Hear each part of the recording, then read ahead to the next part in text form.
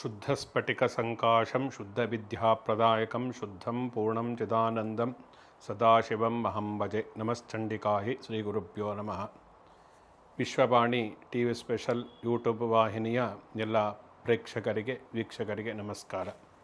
ಪ್ರತಿ ತಿಂಗಳುಗಳಂತೆ ಈ ತಿಂಗಳು ಅಂದರೆ ಜನವರಿ ತಿಂಗಳ ಭವಿಷ್ಯವನ್ನು, ಅದರಲ್ಲೂ ಕೂಡ 2026 ಹೊಸ ವರ್ಷ, ನೂತನ ವರ್ಷ, ಆಂಗ್ಲ ನೂತನ ವರ್ಷದ ಪ್ರಥಮ ತಿಂಗಳ ಭವಿಷ್ಯವನ್ನು ಹೇಗೆ ಇರುತ್ತೆ ಅನ್ನತಕ್ಕಂಥದ್ದನ್ನು ನಾವು ನೋಡೋಣ. ಯಾಕೆಂದರೆ ಜನವರಿ ತಿಂಗಳು ಚೆನ್ನಾಗಿದ್ದರೆ ವರ್ಷ ಪೂರ್ತಿ ಚೆನ್ನಾಗಿರುತ್ತೆ. ಈ ವರ್ಷದ ಪ್ರಾರಂಭದಲ್ಲಿಯೇ ಗ್ರಹಗತಿಗಳು ಚೆನ್ನಾಗಿಲ್ಲದೇ ಇದ್ದರೆ ಮುಂದೆ ಎಷ್ಟೇ ಚೆನ್ನಾಗಿದ್ದರೂ ಕೂಡ ಪ್ರಯೋಜನಕ್ಕೆ ಬರುವುದಿಲ್ಲ. ಆದ್ದರಿಂದ ಈ ಗ್ರಹಾಧಾರಿತವಾಗಿ ನಮ್ಮ ಜೀವನವನ್ನು ಹೇಗೆ ರೂಪಿಸಿಕೊಳ್ಳತಕ್ಕಂಥದ್ದು ಅಂತ ನಾವು ತೀರ್ಮಾನವನ್ನು ಮಾಡಬೇಕಾದರೆ ಈ ಮಾಸ ಭವಿಷ್ಯವನ್ನು ತಿಳಿದುಕೊಳ್ಳತಕ್ಕಂಥದ್ದು ತುಂಬ ಮುಖ್ಯ. ಧನುರಾಶಿಯವರಿಗೆ ಜನವರಿ ತಿಂಗಳಲ್ಲಿ ಮೊದಲ 15 ಅಂದರೆ ಧನುರ್ಮಾಸ ಕಳೆದ ನಂತರದಲ್ಲಿ ಧನುರಾಶಿ ರವಿ ಇದ್ದಾಗ ಯಾವ ರೀತಿ ಪ್ರಭಾವ, ಜೊತೆಯಲ್ಲಿ ಧನುರಾಶಿಯನ್ನು ವೀಕ್ಷಿಸ್ತಕ್ಕಂತಹ ಗುರು, ಧನುರಾಶಿಯವರಿಗೆ ಕಳೆದ 45 ದಿವಸ ಗುರುಬಲ ಇರಲಿಲ್ಲ, ಅಷ್ಟಮದಲ್ಲಿ ಗುರು ಇದ್ದ. ಈಗ 5ನೇ ತಾರೀಕು ಅವನು ಪುನಃ ಮಿಥುನ ರಾಶಿಗೆ ಬಂದಿದ್ದರಿಂದ ಧನುರಾಶಿಯವರಿಗೆ ಗುರುಬಲ ಬಂತು. ಆದರೂ ಗುರು ಅಲ್ಲಿ ವಕ್ರಿಯಾಗಿ ಇದ್ದಾನೆ. ವಕ್ರಿಯಾಗಿ ಇರತಕ್ಕಂತಹ ಗ್ರಹಗತಿಗಳು ಅಥವಾ ಗ್ರಹಗಳು ಯಾವ ಫಲವನ್ನು ಕೊಡುತ್ತೆ ಅನ್ನತಕ್ಕ ವಕ್ರೀಣಸ್ತು ಮಹಾವೀರ್ಯ ಶುಭ ರಾಜಪ್ರದ ಗ್ರಹ ಅಂಥೇಳಿ ಹೇಳಿದ್ದಾರೆ. ಅಂದರೆ ವಕ್ರಿಯಾಗಿರತಕ್ಕಂತಹ ಗ್ರಹಗಳು ವಿಶೇಷವಾದಂತಹ ಫಲವನ್ನು, ಅಂದರೆ ಹೆಚ್ಚು ಫಲವನ್ನು ಕೊಡುತ್ತೆ. ಅಂದರೆ ಒಳ್ಳೆಯ ಗ್ರಹಗಳಾಗಿದ್ದರೆ ಕೆಟ್ಟ ಫಲವನ್ನು, ಕೆಟ್ಟ ಗ್ರಹಗಳಾದರೆ ಒಳ್ಳೆಯ ಫಲವನ್ನು ಬಲಿಷ್ಠವಾಗಿ ಕೊಡುತ್ತೆ ಅಂಥೇಳಿ ಅರ್ಥ.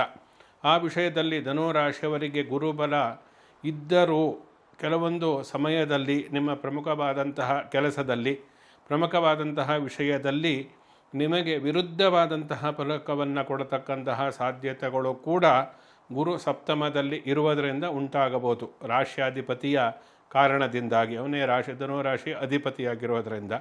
ಅದರಿಂದ ಯಾವುದೇ ಆದರೂ ಕೂಡ ತುಂಬ ಜಾಗರೂಕತೆಯಿಂದ ಕೆಲಸವನ್ನು ಮಾಡಿ, ಜಾಗರೂಕತೆಯಿಂದ ಆರ್ಥಿಕ ವ್ಯವಹಾರಗಳನ್ನು ಮಾಡಿ, ಜಾಗರೂಕತೆಯಿಂದ ಸಂಸಾರ ನಿರ್ವಹಣೆ ಮತ್ತು ಬಾಂಧವರೊಂದಿಗೆ ನೀವು ವ್ಯವಹಾರವನ್ನು ಮಾಡತಕ್ಕಂಥದ್ದು ಒಳ್ಳೆಯದು.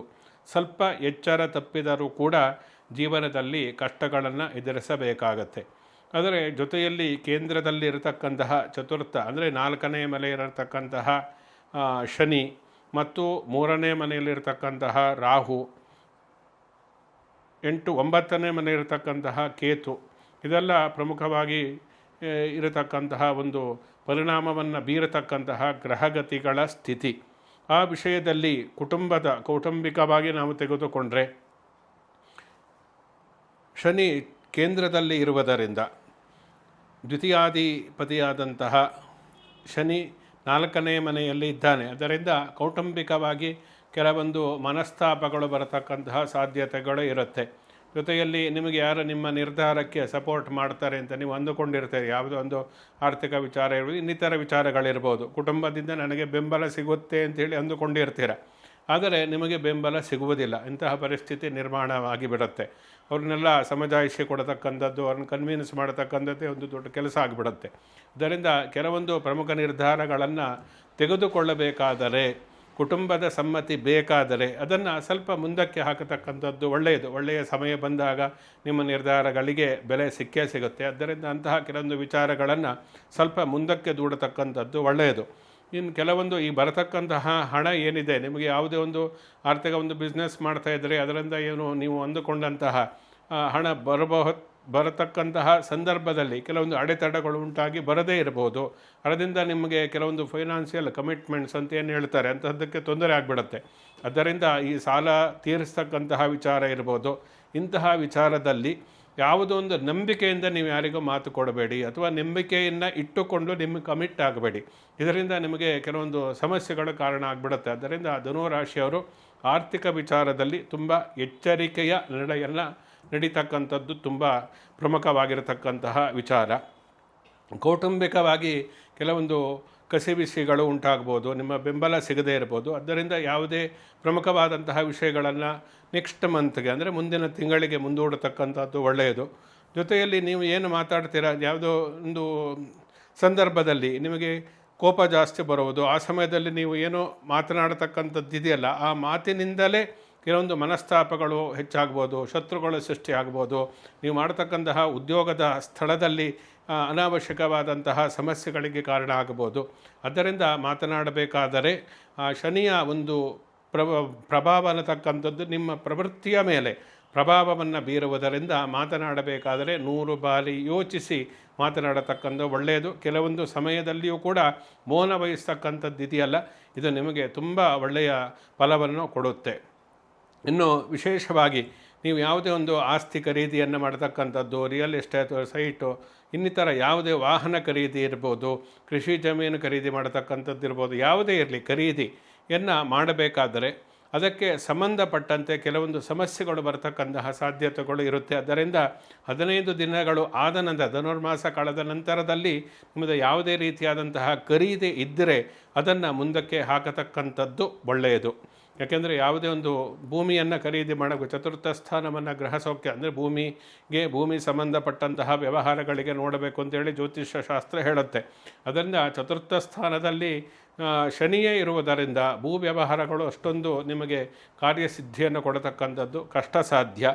ಅದರ ಅನಿವಾರ್ಯ ಇದ್ದರೆ ಏನೂ ಮಾಡಲಿಕ್ಕಾಗೋದಿಲ್ಲ, ಪರಿಹಾರಗಳನ್ನು ಮಾಡಿಕೊಂಡು ಮಾಡಬೇಕು. ಇಲ್ಲದೇ ಇದ್ದರೆ ಸ್ವಲ್ಪ ಅದನ್ನು ಮುಂದೂಡತಕ್ಕಂಥದ್ದು ಇದೆಯಲ್ಲ, ಅದು ಒಳ್ಳೆಯ ಫಲಿತಾಂಶವನ್ನು ಭವಿಷ್ಯದಲ್ಲಿ ಕೊಡುತ್ತೆ. ಇನ್ನು ಅನಾರೋಗ್ಯಕ್ಕೆ ಸಂಬಂಧಪಟ್ಟಂತೆ ಕೆಲವೊಂದು ಅನಿರೀಕ್ಷಿತವಾದಂತಹ ಆರೋಗ್ಯ, ಪ್ರತಿಯೊಬ್ಬರಿಗೂ ಕೂಡ ಆರೋಗ್ಯ ತುಂಬ ಮುಖ್ಯ.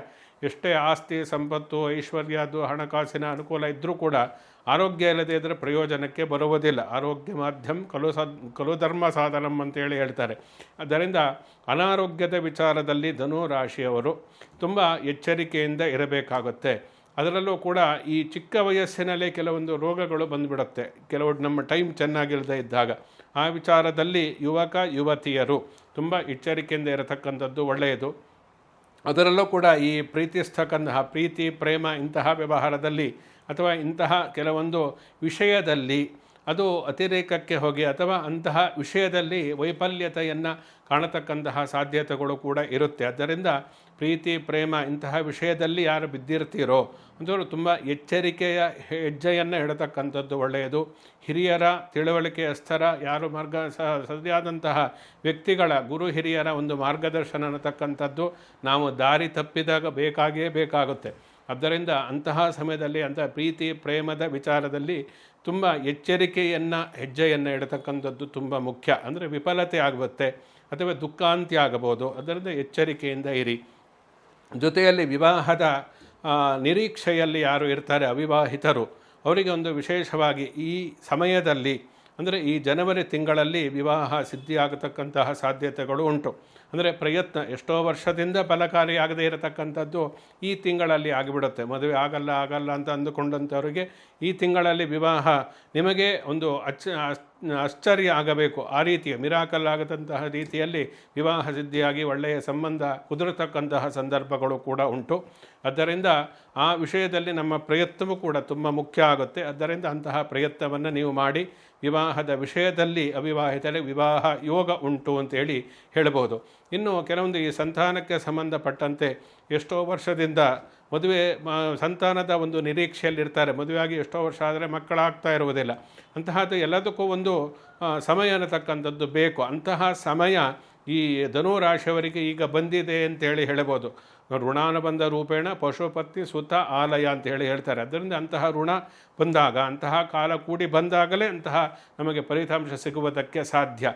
ಆದ್ದರಿಂದ ಈ ಧನುರಾಶಿಯವರಿಗೆ ಸಂತಾನ ಅಪೇಕ್ಷಿತರು ಯಾರು ಇದ್ದಾರೆ ಈ ತಿಂಗಳಲ್ಲಿ ಒಂದು ಉತ್ತಮವಾದಂತಹ ಶುಭ ಸುದ್ದಿಯನ್ನು ಕೇಳಲಿದ್ದೀರಿ ಅಂತೇಳಿ ಹೇಳ್ಬೋದು. ಈ ಸರ್ಕಾರಿ ಕ್ಷೇತ್ರಕ್ಕೆ ಸಂಬಂಧಪಟ್ಟಂತೆ ಕೆಲಸ ವ್ಯವಹಾರಗಳಿದ್ದರೆ ಸ್ವಲ್ಪ ನಂತರದಲ್ಲಿ ಅಂದರೆ ಫೆಬ್ರವರಿ ತಿಂಗಳಲ್ಲಿ ಮಾಡತಕ್ಕಂಥದ್ದು ಒಳ್ಳೆಯದು. ಸ್ವಲ್ಪ ಮುಂದಕ್ಕೆ ಹಾಕಿ. ಏನಾದರೂ ಈ ನಿರುದ್ಯೋಗಿಗಳು ಉದ್ಯೋಗ ಅರಸ್ತಕ್ಕಂಥವ್ರು ಏನಿರ್ತಾರೆ ಅಂಥವರಿಗೆ ಈ 15 ದಿನಗಳ ನಂತರದಲ್ಲಿ ಕೆಲಸ ಸಿಗತಕ್ಕಂತಹ ಸಾಧ್ಯತೆಗಳು ಉಂಟು. ಜೊತೆಯಲ್ಲಿ ಹೊಸ ಹೊಸ ವ್ಯಾಪಾರ ಚಿಕ್ಕ ಪುಟ್ಟದಿರಲಿ ದೊಡ್ಡದಿರಲಿ ಯಾವುದೇ ಇದ್ದರೂ ಕೂಡ ಅಂತಹ ಪ್ರಾರಂಭ ಮಾಡಬೇಕಾದರೆ 15ನೇ ತಾರೀಕಿನ ನಂತರದಲ್ಲಿ ಧನುರಾಶಿಯಿಂದ ಮಕರ ರಾಶಿಗೆ ಸೂರ್ಯ ಪ್ರವೇಶವನ್ನು ಮಾಡಿದ ನಂತರದಲ್ಲಿ ಅದನ್ನು ಮಾಡಿ ಅದರ ಅಭಿವೃದ್ಧಿಯನ್ನು ಸಾಧಿಸಲಿದ್ದೀರಿ.